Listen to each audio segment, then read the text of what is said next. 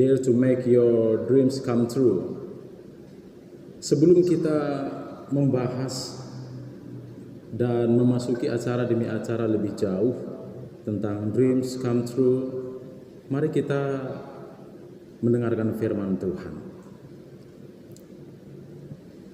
Bapak Ibu guru dan teman-teman para siswa khususnya, berbicara mengenai dream atau mimpi atau angan-angan dan bahkan harapan dan cita-cita, tentunya sebagai orang percaya kita harus melihatnya dari perspektif iman Kristen ya. Yang pertama, sebelum kita menjelajah dunia dan menapaki jalan hidup ke depan sehingga akhirnya menggapai mimpi ya, ada beberapa hal yang penting untuk kita pahami dan renungkan dalam hidup kita yang singkat ini. Yang pertama, bahwa hidup kita ini singkat. Pemazmur dalam Mazmur 90 ayat 10 berkata, hidup kami 70 tahun dan kalau kami kuat 80 tahun saja. Ini kan figuratif ya, gambaran bahwa hidup kita, hidup manusia di bumi ini sangat singkat. 70-80 tahun itu bukan waktu yang lama sebenarnya kalau dibandingkan dengan kekekalan. Nah, biar firman Tuhan yang mengingatkan kita pada pagi ini bahwa hidup manusia singkat, hidup saya, hidup kalian, hidup kita semua singkat, maka biar ketika kita menjelajah dunia dan menggapai impian kita harus tahu bahwa impian kita itu jangan sampai hanya di bumi ini saja. Apapun yang kita gapai, kemanapun kita menjelajah di dunia ini, maka biarlah semuanya itu dalam rangka kita mempersiapkan diri untuk mencapai kekekalan. Ya. Itu pertama, bahwa hidup manusia singkat sekali. Karena singkat maka kita ingat seperti pujian berkata, hidup ini adalah kesempatan, bila saatnya nanti ku tak berdaya lagi, hidup ini sudah jadi berkah. Tentunya kita sudah sangat hafal pujian ini ya. Dan mungkin ini menjadi salah satu pujian atau lagu favorit dalam hidup kita, yang seringkali kita nyanyikan, bahkan tanpa kita sadar kita menyanyikan itu ya. Hidup ini adalah kesempatan. Karena hidup kita singkat dan kita menyadari bahwa hidup ini adalah kesempatan untuk melayani Tuhan, maka baiklah kita ketika kita berusaha menggapai impian, cita-cita, harapan kita, maka dalam rangka menggapai cita-cita atau impian, harapan itu, biar kita melayani Tuhan di dalamnya. Ya. Hari ini dilangsungkan EduFair. Bagaimana supaya kalian dipersiapkan untuk memilih jalan selanjutnya, langkah selanjutnya setelah SMA nanti. Saya selalu katakan kepada siswa, bahkan kepada jemaat yang Tuhan percayakan untuk saya ikut pelayanan di dalam gereja, bahwa kita harus bekerja keras, kita harus sukses, kita harus berhasil. Sedapat mungkin jadilah orang kaya.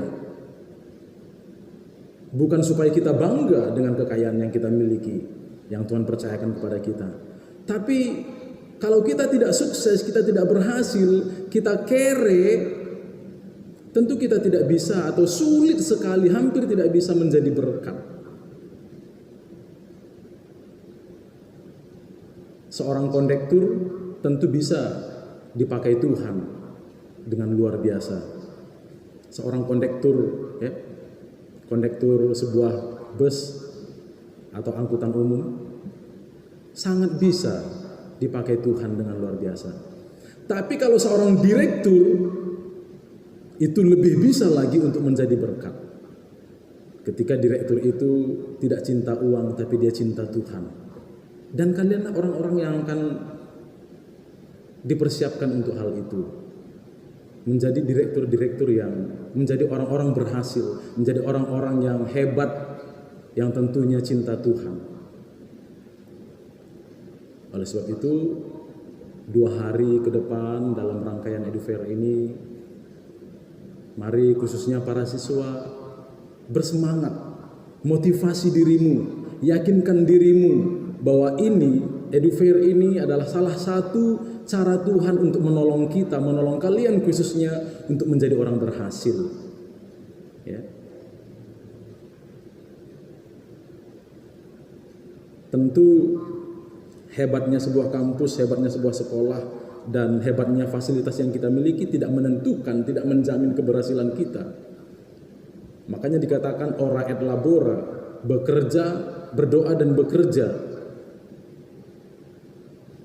Kalian bekerja, kalian belajar, dan salah satunya dalam proses belajar itu kalian mencari dan menemukan kampus terbaik yang untuk kalian masuki nanti. Dan di samping itu kita tetap berserah kepada Tuhan, berdoa kepada Tuhan, mohon petunjuk Tuhan, mohon pimpinan Tuhan, mohon hikmat Tuhan. Ya. Hidup ini singkat, dan hidup ini adalah kesempatan untuk kita menjadi berkat. Firman Tuhan, kamu adalah garam dan terang dunia. 70 tahun, 80 tahun umur hidup kita di bumi ini haruslah kita maksimalkan, bukan sekedar berhasil di bumi, tetapi ketika kita menutup mata di ujung perjalanan hidup kita, kita berhasil di bumi, kita juga diterima di kekekalan bersama dengan Bapa Sorga, dengan Tuhan Yesus. Jadi fokus kita bukan bumi ini. Dreams come true. Semua orang tentu berharap agar mimpinya terwujud, harapannya terpenuhi, cita-citanya tercapai. Namun untuk apa? Nah, ini kan perlu kita pertanyakan, bahkan kalian para siswa. Untuk apa? Kalau kamu menjadi orang kaya, untuk apa? Supaya kelihatan gagah, hebat, lebih kaya dari saudara kita, lebih kaya dari tetangga kita, lebih berhasil dari teman-teman seangkatan kita, dipuji-puji orang. Itu tujuan kita, itu tujuan kalian? Tentu tidak, ya. Kita menjadi hebat, kita menjadi berhasil bukan untuk nilai diri, bukan untuk prestis kebanggaan kita, tapi seperti yang tadi Mister sampaikan, saya sampaikan bahwa seorang kondektur sangat bisa Tuhan pakai menjadi berkat, menjadi alatnya. Tapi seorang kondektur, walaupun dia bisa menjadi berkat, direktur lebih berpotensi lagi untuk menjadi alat di tangan Tuhan. Makanya kita sekolah, kita belajar, yang memiliki kesempatan untuk kuliah, belajar dari berbagai sumber, berusaha untuk memaksimalkan potensi diri. Tentu semua itu kita lakukan sebagai orang percaya, bukan untuk kebanggaan diri. Sebab kita tahu segala keberhasilan kita, nama baik, pangkat, jabatan, kekayaan, popularitas, itu akan berhenti di kuburan atau di krematorium ketika kita menutup mata di bumi ini. Itu akan berhenti ketika kita mengakhiri perjalanan kehidupan di bumi ini. Tapi ketika kita hidup dalam segala aktivitas pekerjaan dan keberhasilan kita adalah keberhasilan yang tentunya dalam perkenanan Tuhan, artinya segala yang kita lakukan untuk kemuliaan Tuhan, untuk menyenangkan Tuhan. Kita menjadi seorang pekerja, kita bekerja untuk menyenangkan Tuhan. Maka di dalam bekerja itu kita jujur, kita giat, kita bertanggung jawab. Nah, tentu kita akan melakukan yang terbaik. Setidaknya fakta yang dibuktikan oleh Alkitab bahwa hidup manusia singkat ini cukup membuat kita sadar dan didorong ya, agar apapun mimpi kita, apapun keberhasilan kita, bagaimanapun keadaan kita kelak, semua itu untuk menyenangkan Tuhan. Sebelum lebih jauh masuk ke dalam pemahaman kita dan akhirnya kalian berjalan menjelajah dunia ini dan mencapai impian kalian, mewujudkan impian cita-cita kalian, Mister dalam kesempatan ini, saya dalam kesempatan ini perlu menyampaikan prinsip-prinsip firman Tuhan agar seperti yang saya katakan tadi, impian kita bukan sekedar impian yang berhenti ketika kita menutup mata di bumi, tapi biar impian kita gapai, cita-cita kita raih, kita wujudkan, dan cita-cita kita itu akhirnya juga membuat kita berkenan di mata Tuhan ketika kita menutup mata kita selama-lamanya di bumi ini. Yang pertama, prinsip firman Tuhan yang perlu kita ketahui dan perlu kita ingat kembali bahwa Allah mengasihi kita. Yohanes 3:16 sebagai salah satu bukti bahwa Allah mengasihi kita berkata, karena begitu besar kasih Allah akan dunia ini sehingga ia telah mengaruniakan anaknya yang tunggal supaya setiap orang yang percaya kepadanya tidak binasa melainkan beroleh kehidupan yang kekal. Bahkan dia mati, dia Tuhan, dia pencipta, dia pemilik segala yang ada, dia rela menjadi hamba, menjadi hina, menjadi manusia, bahkan dibunuh, mati oleh ciptaannya sendiri. Demi apa? Demi menyelamatkan kita. Supaya apa? Supaya hidup kita, ketika kita mengakhiri hidup kita di bumi ini, hidup kita berlanjut di kekekalan bersama dengan Dia di sorga yang mulia. Kasih Allah kepada manusia itu terbukti. Ya. Allah mengasihi kita dan Allah nggak mau agar kita merasa betah di bumi ini, seolah-olah bumi ini adalah rumah kita, seolah-olah bumi ini adalah tempat tinggal kita selamanya. Tuhan nggak mau kita memiliki paradigma bahwa bumi ini adalah rumahku, bumi ini adalah tempat tinggalku selama-lamanya dan aku akan di sini selama-lamanya. Tuhan mempersiapkan tempat yang mulia, yang terbaik, yang kekal di sorga bagi setiap kita. Bukan berarti karena kita tidak selamanya di bumi maka nggak perlu berhasil di bumi. Tuhan katakan kamu adalah terang dunia. Bagaimana kita bisa menerangi dunia kalau kita tidak, satu, mengenal Tuhan, kedua, kita susah hidupnya, kita tidak berhasil, boro-boro kita menjadi terang dunia. Bagi diri kita aja kita terseok-seok untuk menolong diri kita.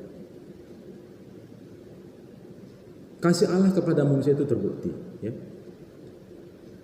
Tuhan mengasihi kita dan kasihnya terbukti bagi setiap kita.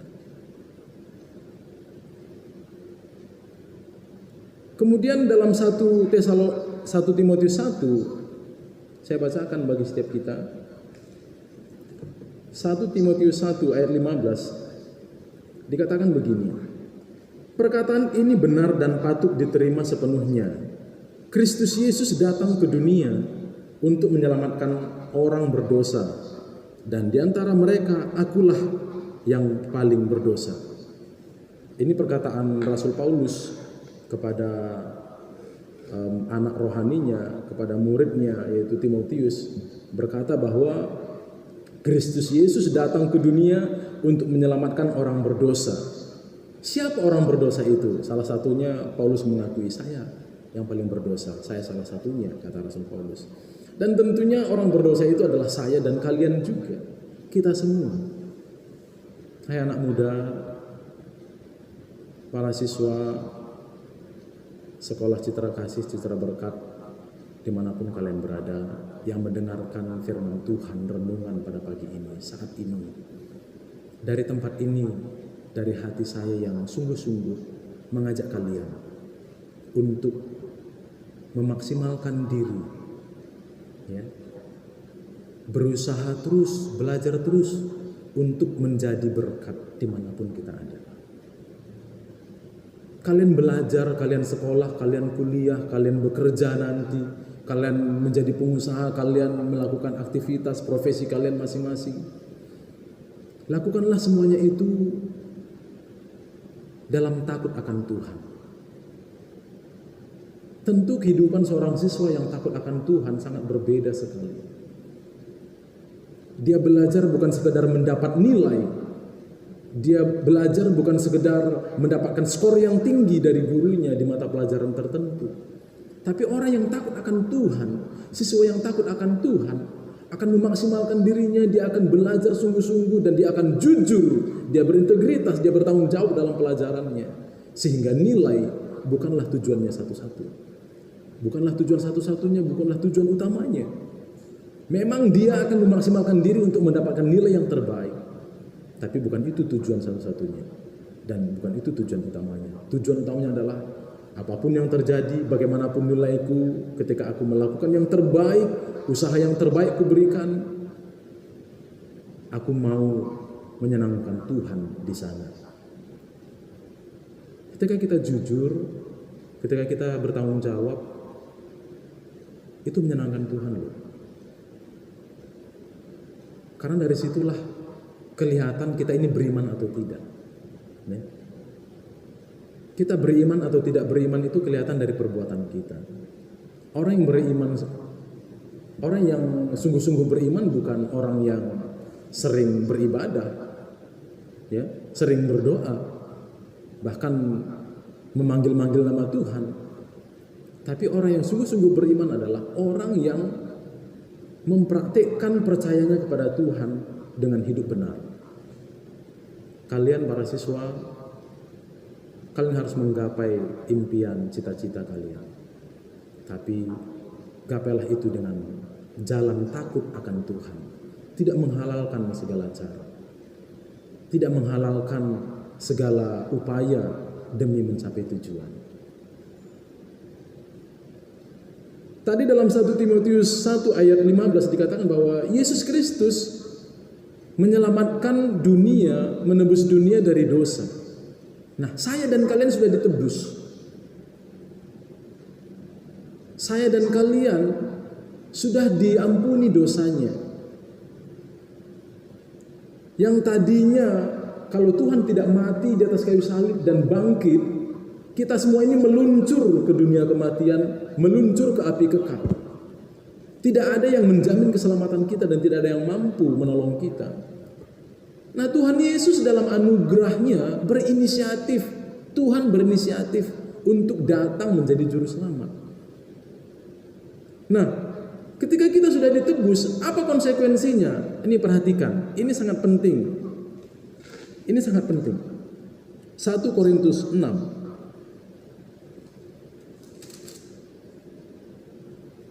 1 Korintus 6 ayat 19 sampai dengan 20 berkata begini. Atau tidak tahukah kamu bahwa tubuhmu adalah bait Roh Kudus yang diam di dalam kamu. Roh Kudus yang kamu peroleh dari Allah dan bahwa kamu bukan milik kamu sendiri. Perhatikan kalimat terakhir dalam ayat 19 ini. Dan bahwa kamu bukan milik kamu sendiri. Ayat 20. Sebab kamu telah dibeli dan harganya telah lunas dibayar. Karena itu muliakanlah Allah dengan tubuhmu. Teman-teman, Bapak Ibu guru sekalian dan para siswa, kita ini kan orang berdosa. Kita mewarisi dosa dari Adam dan Hawa. Kejatuhan Adam dan Hawa di Taman Eden membuat kita semua, bahkan anak-anak kita, cucu keturunan kita selanjutnya, memiliki kodrat dosa, memiliki sinful nature, dan membutuhkan juru selamat. Nah, Yesus Tuhan Yesus, Sang Juru Selamat itu, penyelamat satu-satunya, telah menebus dosa kita. Artinya kita diampuni dosa kita dan kita diberikan kesempatan untuk menjadi manusia Allah, man of God. Bagaimana caranya? Seperti Tuhan Yesus semasa hidupnya hidup dalam ketaatan kepada Bapa, maka begitu jugalah seharusnya kita hidup dalam ketaatan penuh kepada Tuhan. Siapa teladan kita? Yesus Kristus. Dia berkata, makananku ialah melakukan kehendak Dia, melakukan pekerjaan dan kehendak Dia yang mengutus aku. Artinya apa? Satu-satunya urusan Tuhan di dunia kala itu adalah melakukan kehendak Tuhan. Dia tidak punya agenda lain selain melakukan kehendak Bapa di sorga. Nah, biar itu juga menjadi agenda hidup kita, Bapak Ibu, teman-teman para siswa. Biar itu juga menjadi agenda satu-satunya hidup kita. Apa itu? Melakukan kehendak Tuhan. Melakukan kehendak Bapa di surga. Tidak ada agenda yang lain. Sehingga ketika kalian sekolah seturut dengan kehendak Tuhan. Kalian tidak suka-suka, kalian tidak sembarangan, kalian tidak sembrono. Kalian bergaul pun tidak sembarangan. Tidak bergaul dengan orang yang sembarangan, yang tidak jelas. Karena kalian tahu bahwa hidupku dan agenda satu-satunya dalam hidupku adalah melakukan kehendak Bapa, maka tentu kalian tidak akan bergaul dengan sembarangan orang. Tentu kalian juga tidak akan sekolah dengan asal-asalan. Tentu kalian juga akan menghormati dan mencintai papa mama kalian, saudara-saudara kalian. Kita akan menghargai orang lain. Karena agenda hidup kita hanya satu, yaitu melakukan kehendak Tuhan. Bahkan ketika kalian kuliah, bekerja, kalian mencapai cita-cita kalian. Kalian menggapai harapan, kalian menggapai angan-angan, mimpi kalian. Kalian ingat dalam perjalanan mencapai cita-cita itu, agenda hidupku hanya satu, yaitu melakukan kehendak Bapa. Sehingga kita tidak akan sembarangan dalam hidup. Amsal 15 ayat 3 berkata, mata Tuhan ada di segala tempat, mengawasi orang jahat dan orang baik. Tuhan memperhatikan kita. Tuhan mengawasi kita. Dan kehidupan kita yang kita jalankan di bumi ini, yang tadi pemazmur berkata 70 atau 80 tahun, ini tidak akan berlalu begitu saja. Kalau sudah selesai, ya selesai. Tidak, akan ada penghakiman. Akan ada penghakiman. Dan masing-masing orang akan dihakimi menurut perbuatannya. Di awal Mister sudah ingatkan kepada kita bahwa hidup kita ini singkat. Dan biarlah hidup yang singkat ini menjadi kesempatan melayani Tuhan, menyenangkan Tuhan.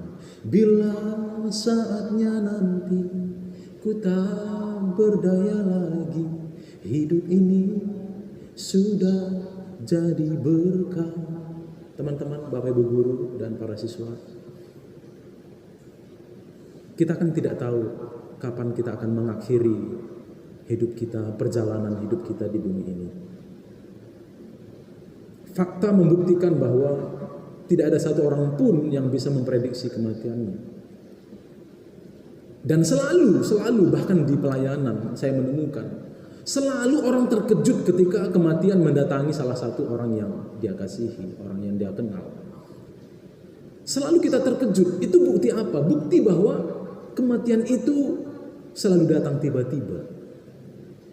Bahkan kadang kematian itu tidak datang ketika kita sudah mulai lemah dan menua. Ketika kita masih segar bugar, masih kuat, masih prima, bahkan kematian bisa menghampiri kita. Saya tidak sedang menakut-nakuti kita, tapi ini fakta.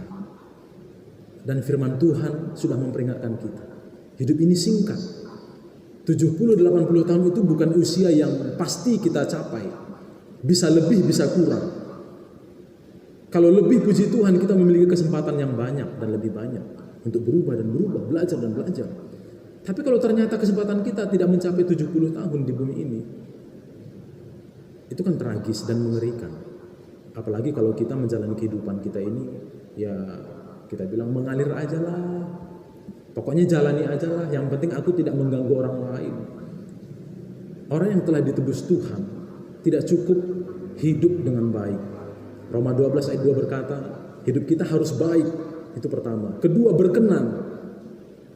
Yang ketiga, harus sempurna.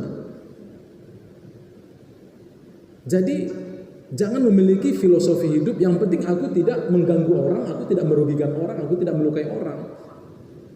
Kalau kita hanya menjadi orang baik, kita tidak mencapai atau tidak menggenapi kehendak Tuhan dalam hidup kita. Ingat, agenda hidup kita cuma satu, yaitu melakukan kehendak Bapa. Nah, melakukan kehendak Bapa bagaimana? Yaitu tadi, kita menjadi orang baik, kita menjadi orang berkenan, dan lebih tinggi lagi, kita menjadi orang yang sempurna. Sempurna artinya kita melakukan tepat seperti kehendak Tuhan. Ingat dosa. Dosa itu dari bahasa Yunani kata hamartia, meleset, luncas, tidak tepat sasaran. Nah, kita harus belajar untuk tepat sasaran, tepat melakukan seperti kehendak Bapa. Ya. Konsekuensi penebusan kita ini adalah milik Tuhan, sehingga kita tidak bisa lagi berkata, hidup-hidup gua ya suka-suka gua, mulut-mulut gua ya terserah gua mau ngomong apa, tangan-tangan gua, nggak bisa. Itu orang yang tidak mengenal Tuhan. Kita adalah orang tebusan. Tuhan sudah menebus kita. Kita ini milik Tuhan. Maka mari kita katakan, hidup ini adalah hidup anugerah Tuhan yang Tuhan berikan kepadaku, maka aku mau bertanggung jawab. Aku tidak akan sembarangan dalam hidup. Aku nggak akan berkata-kata sembarangan lagi. Aku tidak akan berpikir dan bertindak sembarangan lagi.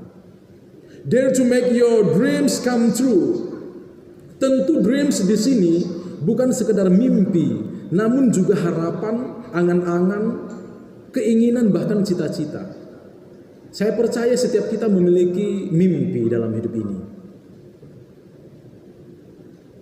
Mimpi itu akan terwujud ketika kita bangun dari tidur. Ya. Guys, bangun artinya kita lakukan usaha untuk mencapai mimpi itu.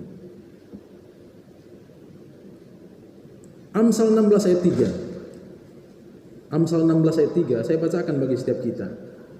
Serahkanlah perbuatanmu kepada Tuhan, maka terlaksanalah segala rencanamu. Serahkanlah segala perbuatanmu kepada Tuhan, maka terlaksanalah rencanamu. Kita punya rencana, kita punya cita-cita. Kalian punya keinginan, kalian punya harapan. Nanti dalam 2 hari ini kalian akan mengunjungi kampus-kampus yang kalian sudah pilih sesuai temanya. Di situ kalian akan menemukan berbagai hal yang mungkin sudah pernah kalian temukan dan belum pernah kalian temukan.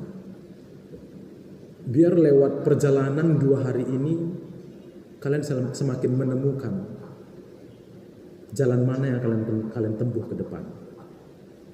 Kalian semakin dipertajam mimpinya, harapannya, cita-citanya mau seperti apa. Makanya pagi ini saya mengingatkan setiap kita, bukan hanya para siswa, karena saya yakin Bapak Ibu guru, teman-teman, para rekan juga masih memiliki harapan ke depan. Selama kita masih hidup, tentu kita masih punya cita-cita. Saya mengingatkan dari tempat ini agar kita memiliki satu agenda hidup, yaitu apa? Melakukan kehendak Tuhan.